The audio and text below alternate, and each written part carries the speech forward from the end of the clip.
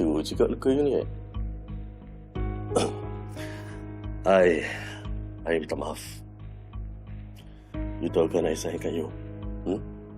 I betul-betul tak sengaja. Ni, you dah dinner ke?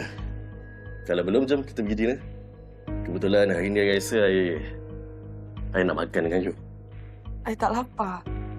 Kalau you nak makan, you pergilah. I stay je kat rumah. Saya tak nampaklah Cik Noah dari tadi. Dia tak ada Cik Noah? Kenapa awak cari Cik Noah? Awak berminat dengan dia ke?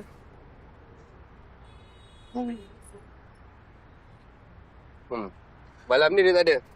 Dia tak involve. Ya ke? Okey. Dah. Dah kenapa? Perut saya sakit sangat sekarang ni. Tak tahan lah. Kalau macam tu, saya bawa pergi klinik. Tak apa. Sakit ni bukan nak pergi klinik. Saya cuma perlukan rehat je, Cik Aman, sebab saya sebenarnya saya period pain. Kalau macam tu tak apalah. Awak balik je lah. Terima kasih, Cik Aman. Tapi saya janji, besok saya memang akan join. Okey? Sorry. It's okay.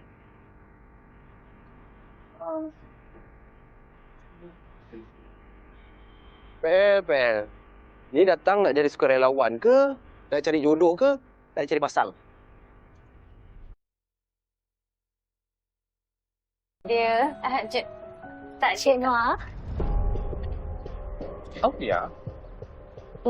Semalam Cik Noah tak datang pun. Semalam saya kurang sihat sikit. Boleh saya bercakap dengan Cik Noah sekejap? Sekejap je. Boleh? Marisa, terima kasih tau sebab datang. Kami join pun sebab tertarik. Program ni banyak melibatkan gelandangan. Manalah tahu kan, salah satu daripada diorang perlukan bantuan daripada rumah perlindungan kami. Betul? Cik Noah. Sorry. Sebab Cik Noah berpeluk. Nanti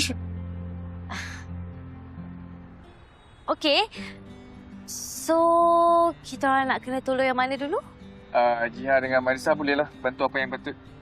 Susu makanan ke, pas-pas makanan ke. Okey.